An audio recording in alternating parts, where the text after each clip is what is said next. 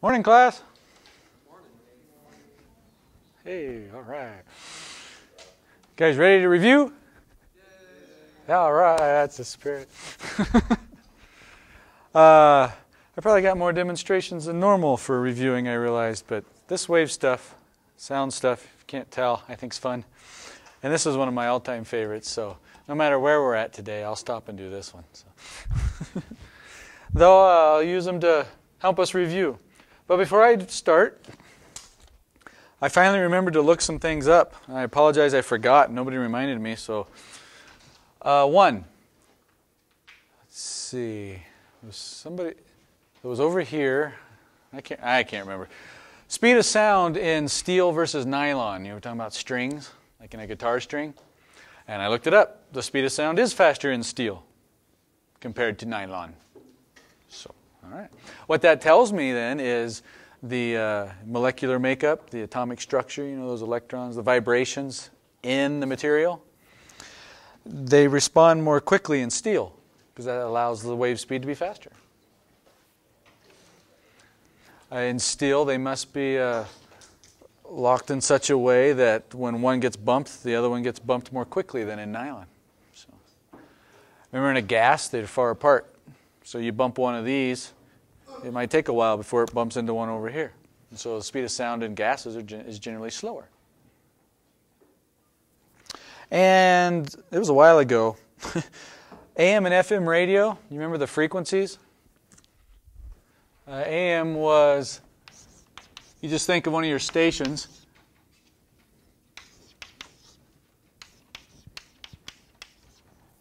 They usually use the units of kilohertz. FM was, you know, like, make one up, megahertz. So which one has the shorter wavelength?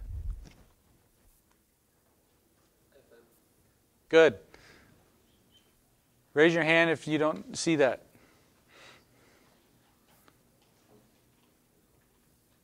Even if you're embarrassed? Okay, good. Because you'll need to know that for the test. All right, XM is what somebody asked me. And it's about, it's in the megahertz too, but it's even faster vibrating. So it's an even shorter wavelength.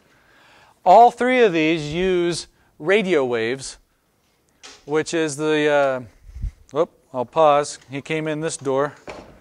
Well, you got a cord there. Can you go over that? Probably. Yeah, piece of cake. They're all radio waves, so they all travel as electromagnetic radiation. What type of wave is that?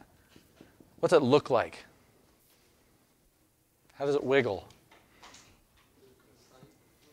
Yeah, sine waves. And there's two main types of waves that we classify all waves as. This would be a what kind? Very good. Do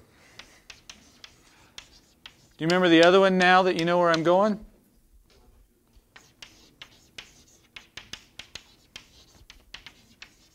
Longitudinal, which was kind of like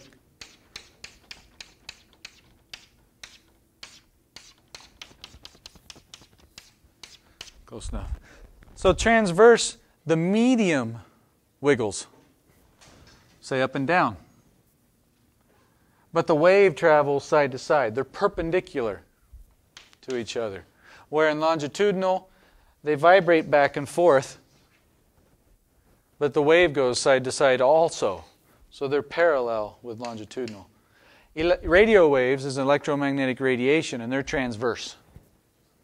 All three of these are electromagnetic radiation. So they actually all travel at the same speed, the speed of light.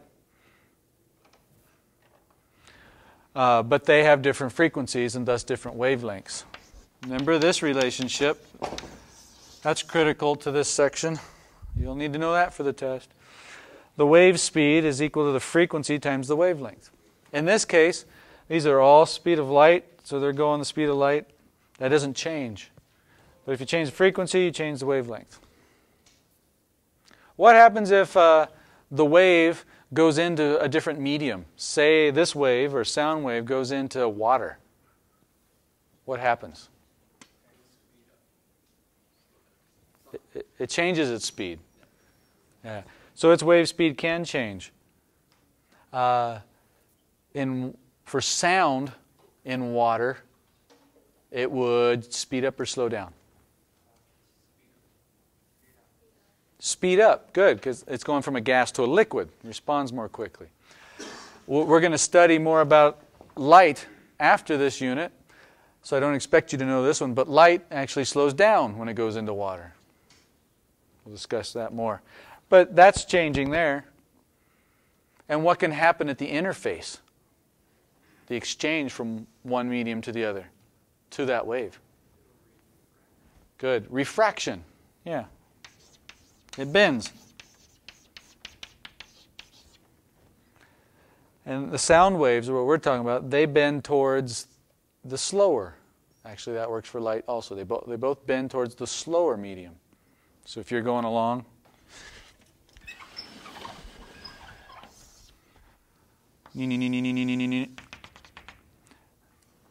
once it switches mediums from, say, air to water,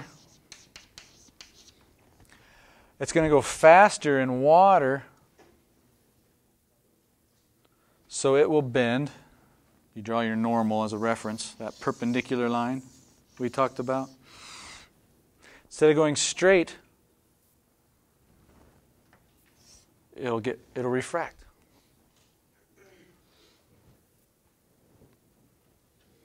Yeah, that's correct. We talked about hot and cold air. There's an example in your book. If you got a sound source, warm air, cold air. Which one does sound travel faster through? Warm, because it's more responsive. It's got those atoms wiggling around faster, so it'll be more responsive. So it should bend towards the cold. So this sound wave that starts out heading this way, when it hits the two mediums, it will refract and bend up. And those wave fronts will go up. And the reverse can happen too. Light waves can do a similar thing.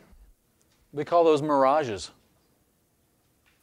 It's light waves are getting refracted. Again, because of temperature difference. And that's later. But it's the same phenomena. Okay. If you guys have questions throughout this, let me know, or want things that have been bugging you, just raise your hand. So we got one. Yeah, I have a question. I've heard my in-laws say, be quiet, like the neighbors can hear you. I mean, how is it that the neighbors can hear me, even if I'm speaking a little bit loudly? I mean, I understand that sound travels through space, but, I mean, you just explained, I mean, sound will refract, so how is it that neighbors, if they're next door, 3 or 4 doors down, can hear me?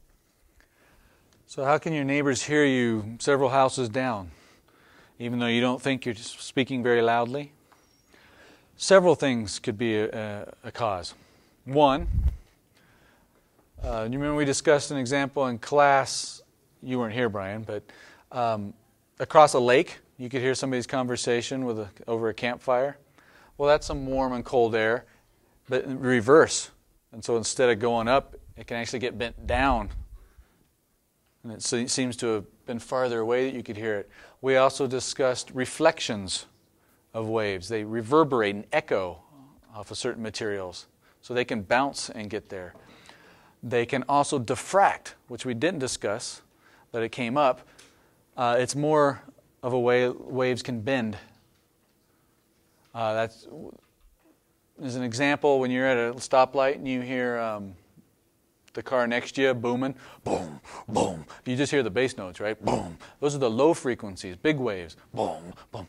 Well, 2 reasons you hear those. One, the lower frequencies and larger wavelengths diffract more. They go around edges. better than the short ones. Also, which frequencies go further in the air, or any medium for that matter? Higher or lower? Lower. The higher frequencies are vibrating faster, so they make the medium vibrate faster, and thus more of that vibration can turn into internal energy, heat, leaving less energy in the wave, the sound wave. And so higher frequencies don't tend to go as far through a medium. But lower frequencies can. They're bigger waves. All of these could be contributing to it. Exactly, I don't know. But it was a good review. So there's a limit that each wave can actually travel and propagate through a medium. There is a limit, yeah. It eventually dies out and fades away because some of that sound energy is being transferred into internal energy of the medium vibrating itself.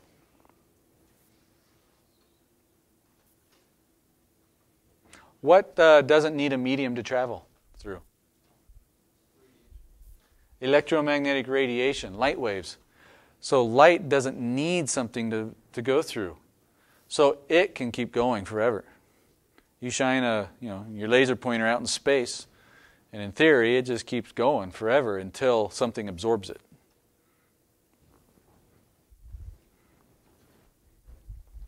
What's the source of all waves?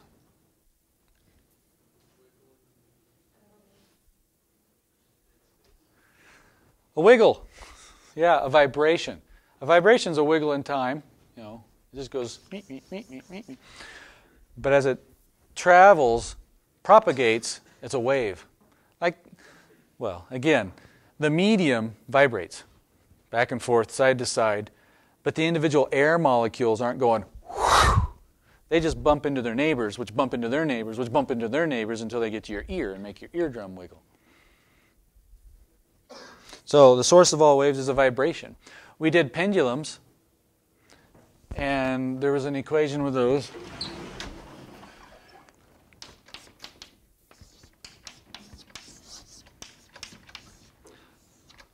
It guides our thinking. This is for a pendulum, the period. It's based on the length and the acceleration due to gravity. So if you have a longer pendulum, it swings more slowly.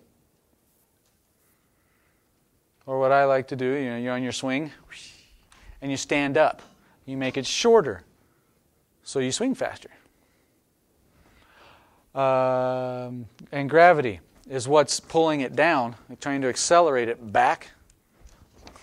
And so if you increase that, it's restoring it more quickly. And so the bigger that value gets, the less time it takes to swing back and forth. You see that the frequency would increase. Less time to cycle back and forth. We had the terms of a wave. What's this called? And this? Good. So if you had a water wave, here's the surface, undisturbed, and you plop something in, and it switches to a wave. And let's say that is 5 meters. What's the amplitude? 2.5. Because it's the maximum displacement away from the equilibrium position, which is right here. That's where I wanted to be. What do we call this bump? Trough. And this one? Crest. And in this case, this would be a wavelength from here to here. A crest and a trough. Because that's when it starts repeating. It's here at the equilibrium going down. We're at the equilibrium again, but we're going up. So we haven't repeated yet. Oh, now we're back at the equilibrium going down. So that's the distance that the wave has traveled in one cycle, which took a period of time.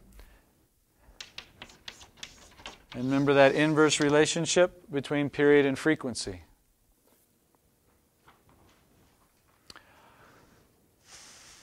Did that, did that, did that. We had waves interfere. What are the two types of interference we call? Constructive and destructive. Right. Constructive is when they're in phase. They match up.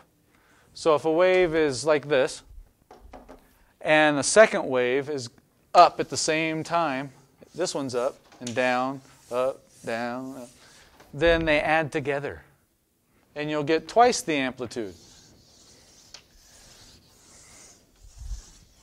They're in phase, they're in step, they're reinforcing, they're constructive interference. And if that is the first wave was the incident wave, and it reflects off of something and comes back on itself, like this, what do we call that? Incident wave goes, it reflects and bounces back, but the incident and reflected wave are in phase, they add together. When this occurs, we call it something.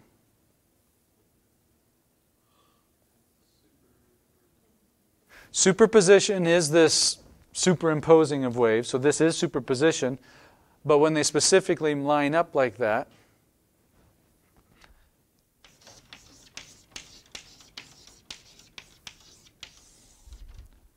resonance. Resonance. We're not fighting. If the reflected wave came back out of phase, it would be trying to fight the incident wave and trying to destroy it. Destructive interference. When they add up like that, you get resonance. And we also got standing waves if that was on a string.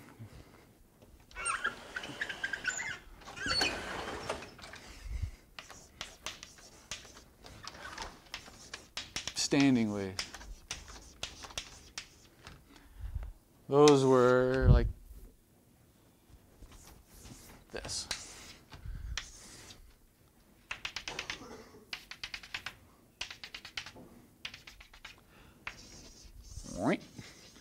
So it bounces that way. And if it reflects right back on itself, then you get this that we saw, big bump in the middle. If you vibrated faster, you could get a standing wave that looked like that. And so on.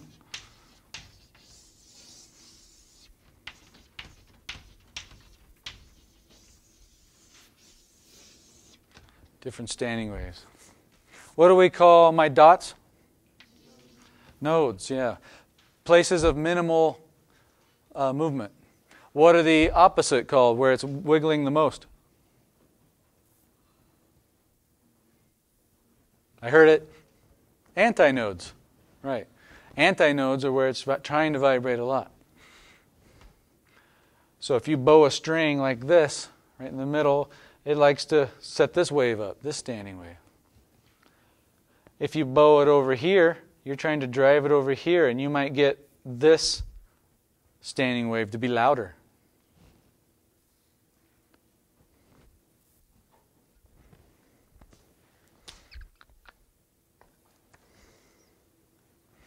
All right, a couple examples.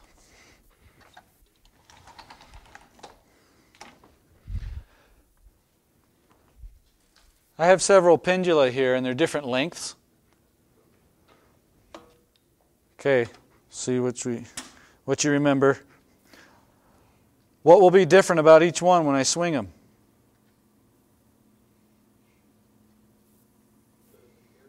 The period, because it's dependent on the length. Who will have the fastest period? The shorter length. It'll take the least amount of time to swing back and forth. It'll have the highest frequency.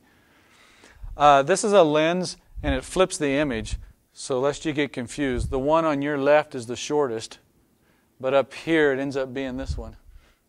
You'll see that. I'm going to swing them, or displace them, and then let them go. And you can watch what happens. You can see this one is going faster. It has a higher frequency than over here.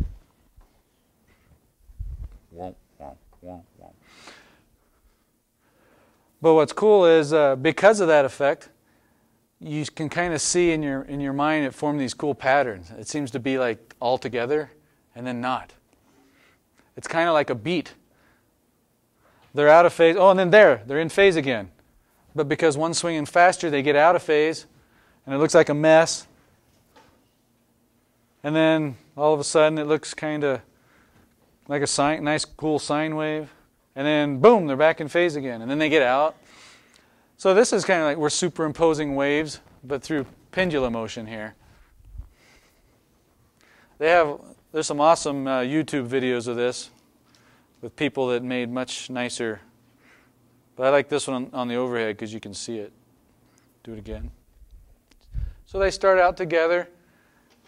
And you could think if each one of these was a separate wave, they would interfere. And like right about there, they're all in phase. They'd constructively add together and be really loud, so to speak, if it was a sound wave. But say right there, half of them are out of phase with the others. And that would be a quieter sound. They would destructively interfere. And so you get kind of a really slow beat pattern here, if you will, when they're all in phase and then all out of phase.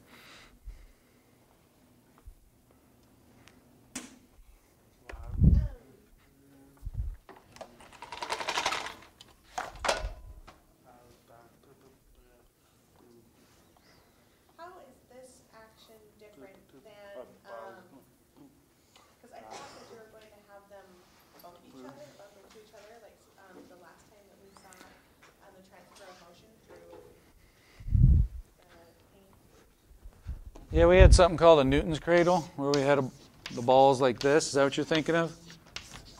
And when you displaced one, it knocked this one out? Is that what you remember? Yeah. This is collisions and bumping, forces, kinetic energy. This one, there's forces making them swing, but they're all swinging independently and differently because they have different lengths. So just the fact that they have different periods and frequencies gets them in and out of phase. And I thought it was a cool way to review beats and interference and phase relationship.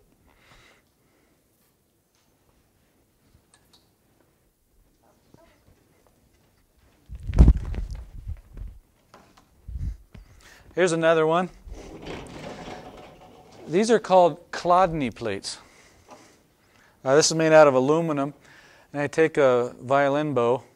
Well, it wasn't a violin, but anybody play a bowed instrument? Hi, we never not had one person yet. So this sticks and slips, as you know. Then you put rosin on it to grab it with friction, and it pulls it along. But at some point, this tension makes it spring back, and it slips on the string. Then it re-grabs it. It sticks and slips, sticks and slips. So this makes the vibration. I'm the source of vibration. Didn't say it sounded pleasant, but it makes this vibrate. Now this is the driving frequency, me.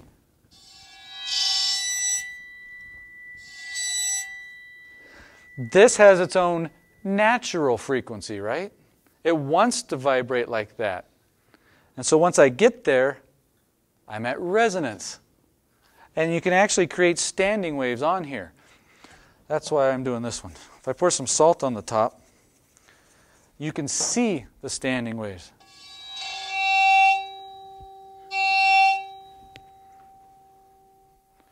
This one, the salt settles, where do you think? At the nodes or the antinodes? The nodes, because that's the place of minimum displacement. So they settle there. Here's an antinode where the salt isn't. That's vibrating and knocks the salt to the sides, and they settle. So you can get a gauge of how big the wave is. There's a bump here, and then a bump this way, and then a bump up, down, down. That's a two-dimensional standing wave. So you can hear the frequency and see the wavelength. This one, you've already noticed, I've bowed it 3 times, and it's made 3 different frequencies. Instruments have more than one natural frequency. They often have the fundamental, the one that takes the least amount of energy to drive and resonate, and multiples of that fundamental. Do you see in the picture that the second one is twice the first? The wavelength is half, but the frequency is double. The third one is 3 times as fast and a third the wavelength, and so on. Let's try a different one.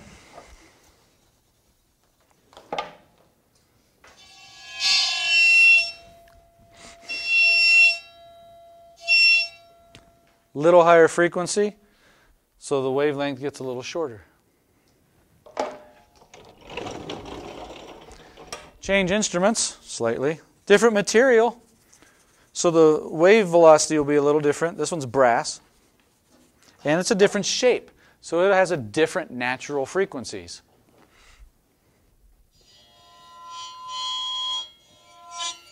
I don't want that one.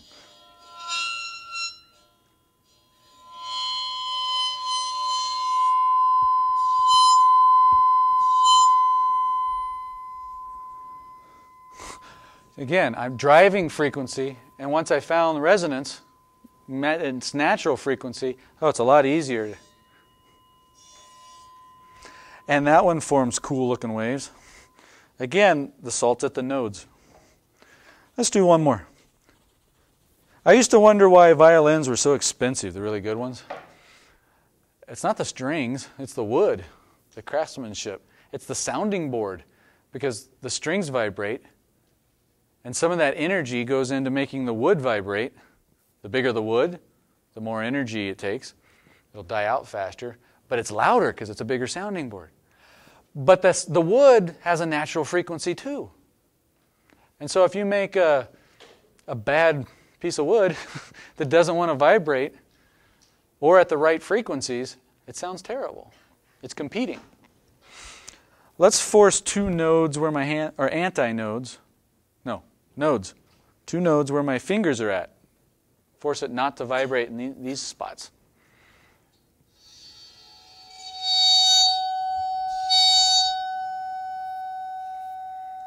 So the salt wanted to settle there. And you can get a different pattern at a different frequency that's still one of its natural frequencies that it likes to vibrate at.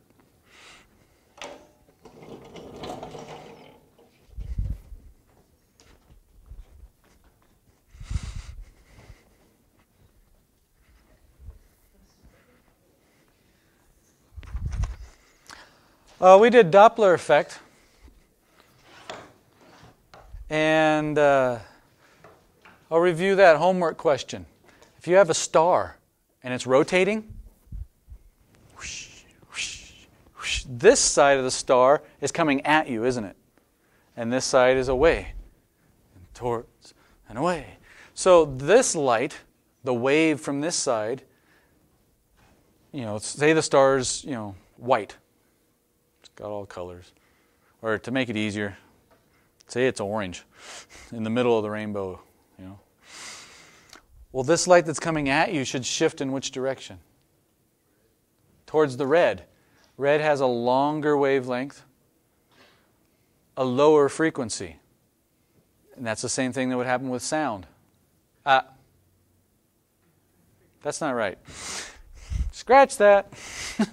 Coming at you. If you guys are coming together, either you towards it or it towards you, so the side that's coming at you shifts to higher frequency. It should be blue shifted. Sorry. Which is a higher frequency, shorter wavelength.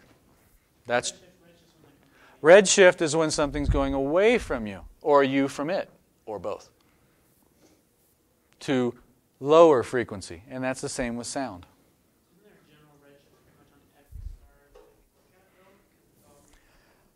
There's more of a general red shift than blue shift, telling us that based on the Doppler effect, the universe seems to be expanding because those things are going away from us, or at least that's our current explanation. I think it's cool. Sonic booms. This is one. I bet that sounded good on me. Sorry. Let's try that again.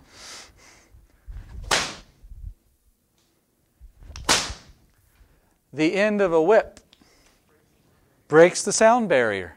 That means the tip right here is actually going faster than the sound waves that it produces. It whips and compresses the air, right?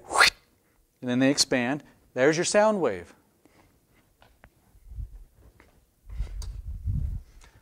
The tip makes a sound wave. But then it moves, and it makes another sound wave. And again, and again. But by the time it's over here, these have radiated out. And so you get, it's fun to draw. Kind of like that. And you get this bow front, bow wave. A shock wave. Bow wave if it's two-dimensional, shock wave if it's three-dimensional. That's indicative that the sound source is moving faster than the waves can travel. And the faster it goes, the narrower that gets. I like whips, so I'm going to do it again. Can you hear any of that? Any frequencies? Yeah, I Can you? Cool. That was a good one. It's not as loud as you're hearing it. Oh, I'm sure.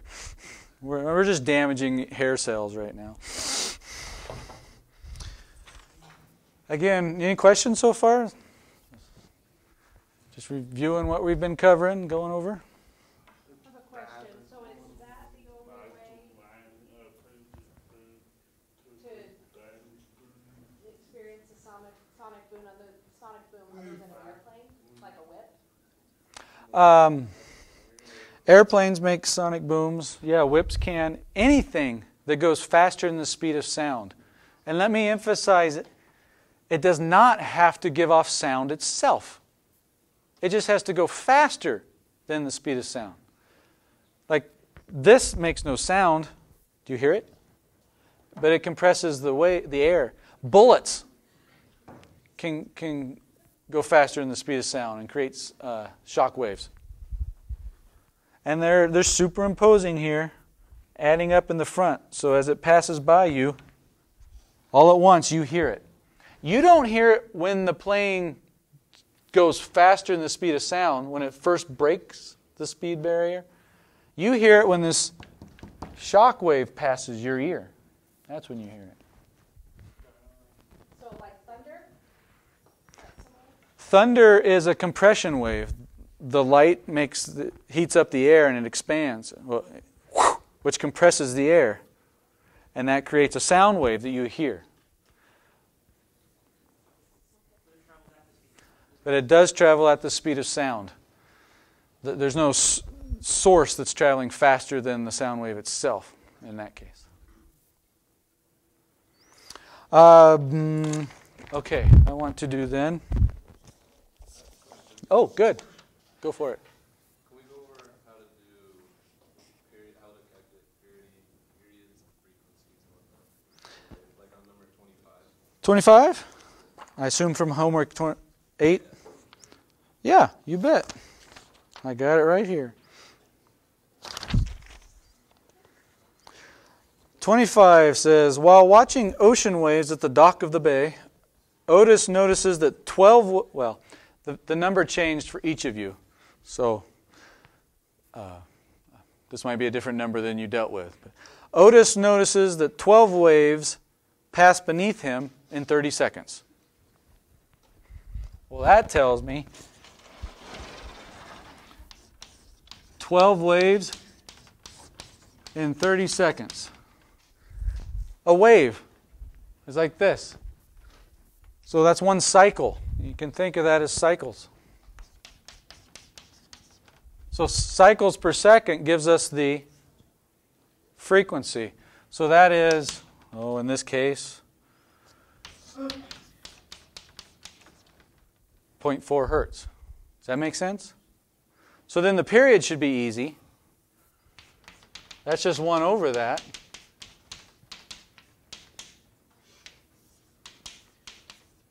So he's noticing one wave pass by him every 2.5 seconds.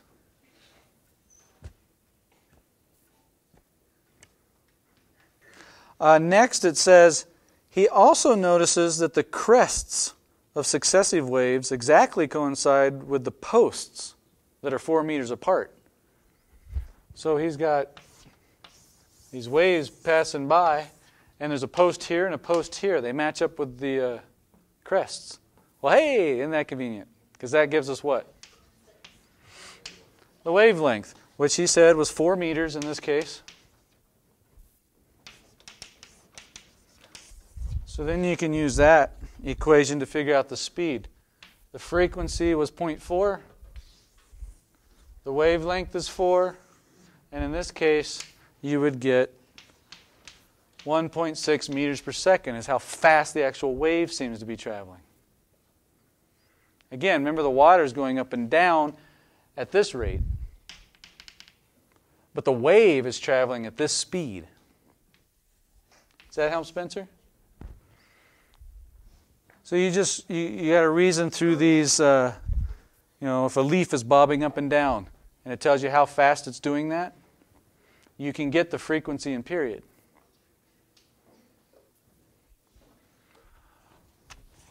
Or I think there was one where I asked for the amplitude too. I think that's why I was reviewing this.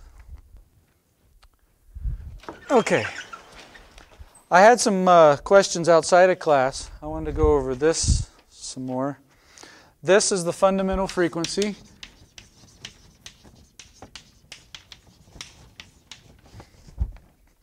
And we call that the first harmonic. Your book explained this well, but I want to go over it too. So this one's the second harmonic, and the third, fourth. And as I already discussed, do you see how the second harmonic is twice as fast, the frequency?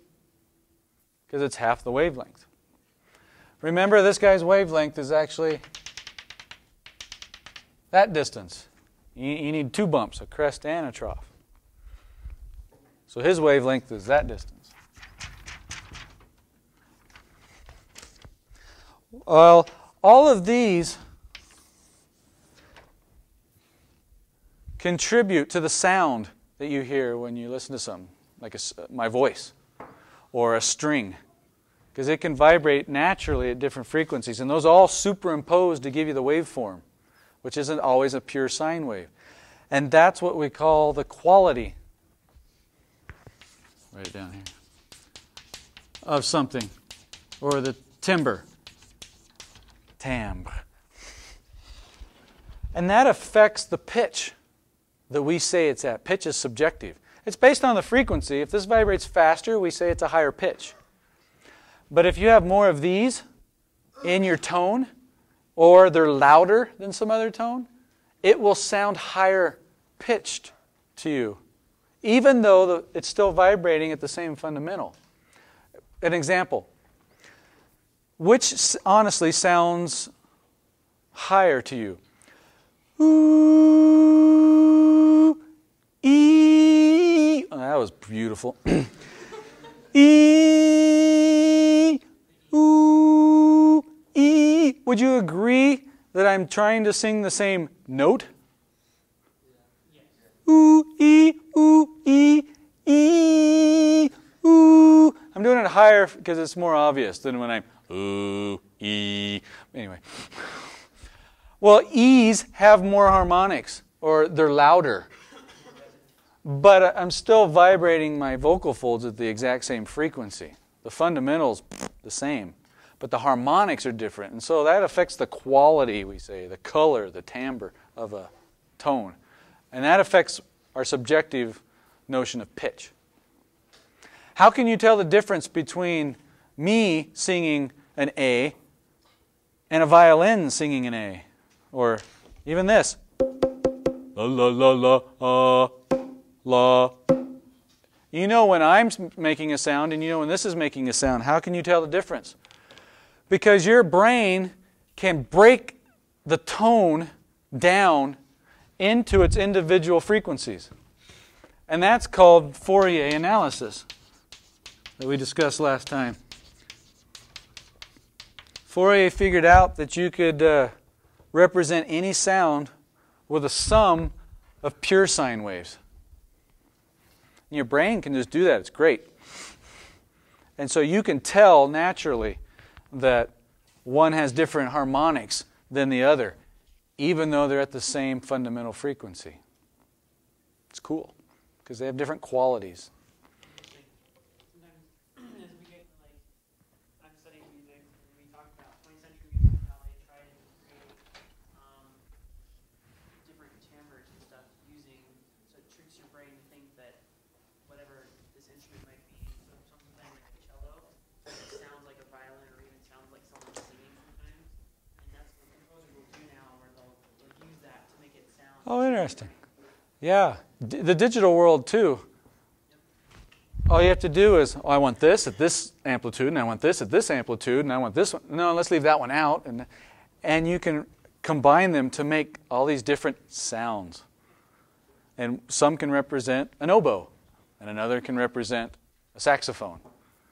Because we've learned what they look like. It's cool. So another terms, because more for you musicians. These are harmonics. They're also all called partials, because your book used that term. They're partials. Any frequency that's a multiple of the fundamental. This is 1 times the fundamental, 2 times, 3 and 4. So they're all partials. In music, your book didn't use it, but in music sometimes they refer to overtones. That's referring just to the ones that are higher than the fundamental. Overtone. But that's what they're referring to. These higher harmonics. I can show that. Hopefully.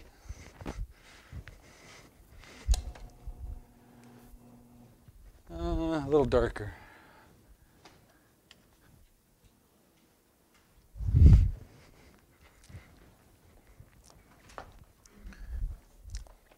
I always lose the moisture in my mouth when I talk, and then I can't whistle. You know what? I'm not going to get into this, so I might as well just quit. Okay.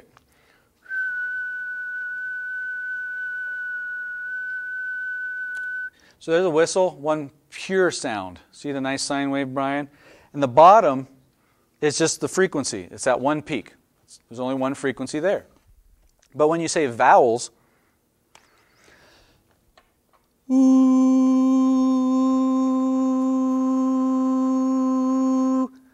do you see the frequencies there at the bottom? Here's the fundamental, but here's twice the second harmonic. It's twice as fast. The third and the fourth at different amplitudes. And they all combine and look like that. It's not exactly pure, is it? Let's try a different vowel. Ooh, E. Can you see the higher harmonics? Your throat, your vocal tract, has certain resonances. It's a tube, this open cavity.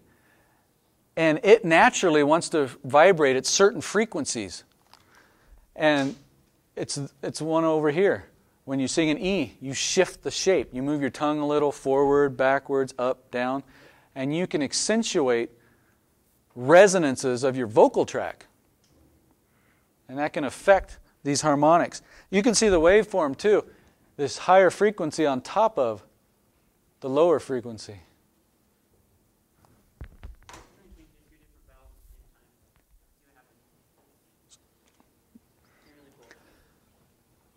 Ooh, E, O,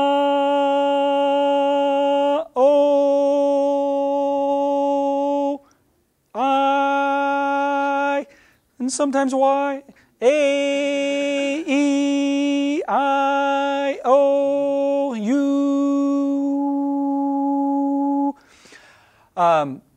Singers like to shape their vowels. I love barbershop. And you got to match the shape of your mouth and vocal tract so that the harmonics you're producing match your friend. And you can sound louder because they'll constructively interfere and add. Here's an example, hopefully.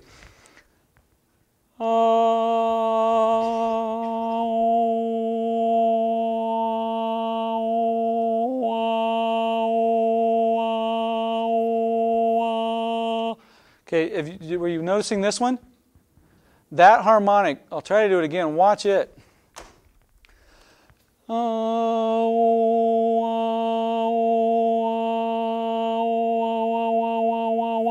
little things that you shape can affect which harmonics are loud and which aren't. And that affects the pitch and your blend. And so singers try to worry about that. Opera singers, see all those higher frequencies? They got to project over an orchestra.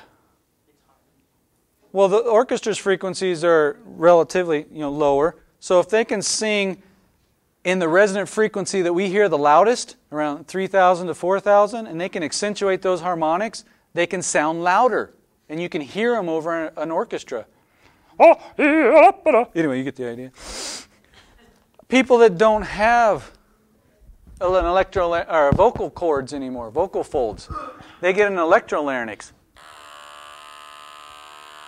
It puts all those frequencies in because they can't do it. Hello, my name is Adam Beehler, and we are talking about physics. And so, this is the source, but this tube, your vocal tract, filters out some of those harmonics to get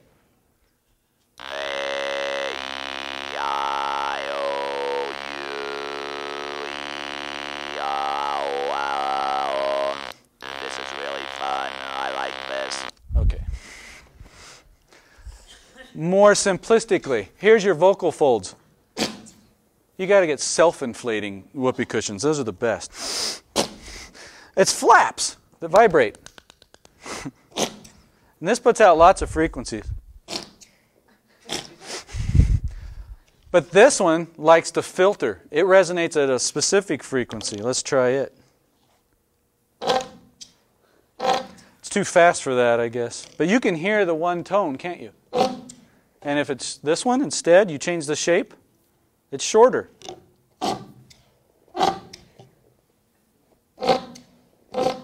All right. Last but not least, let's do this. So I'm going to put some propane into this pipe.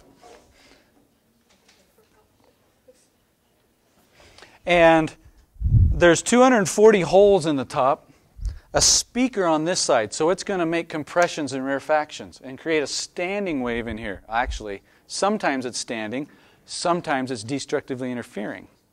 If I match the right frequencies, drive it at the natural frequency, then you can see the flames shoot up at different heights.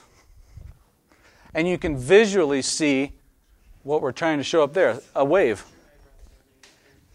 Let's let some in. It'll take a minute.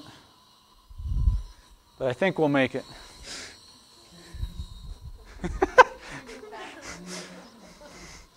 Should be fine. If anything happens, it'll be that way.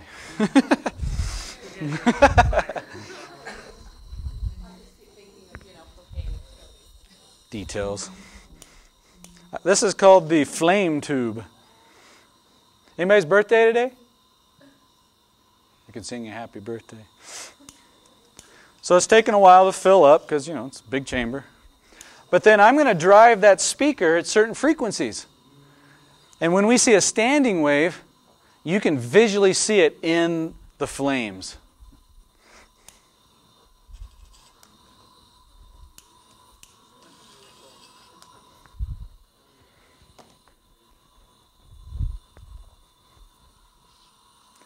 It's still settling, but due to time, let's see if I can get one.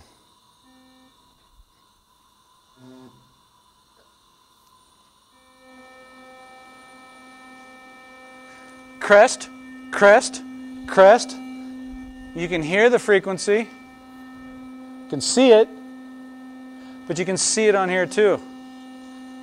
You can get a gauge of the wavelength.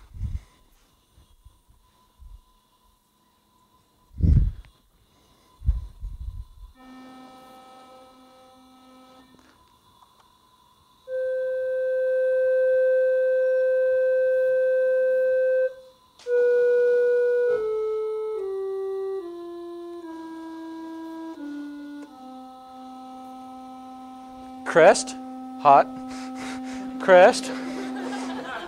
So here's a wavelength, and it's longer, and we can hear it lower frequency. So an octave higher, twice as fast, Got to turn up the amplitude. See, look, you can fit two waves in the same.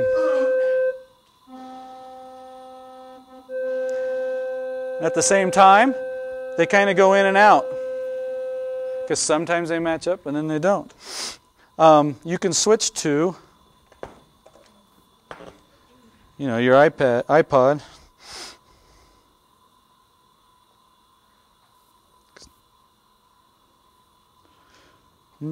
Get to my playlist, Flame Tube playlist. There we go. Let's try this.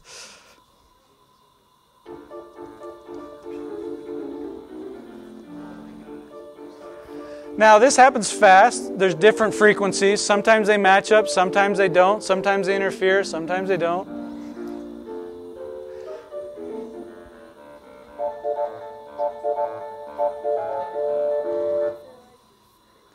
Let's try.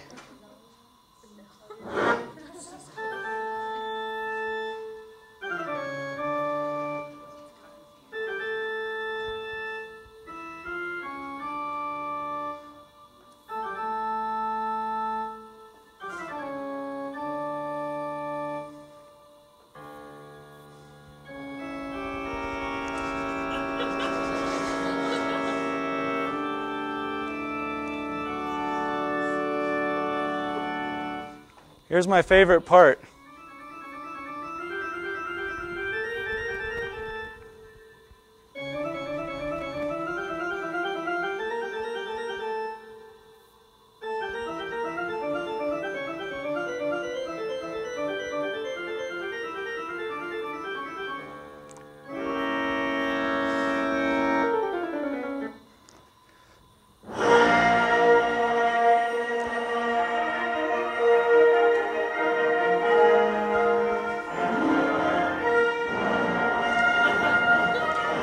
Too many frequencies at once, but it's cool, right? See you Friday.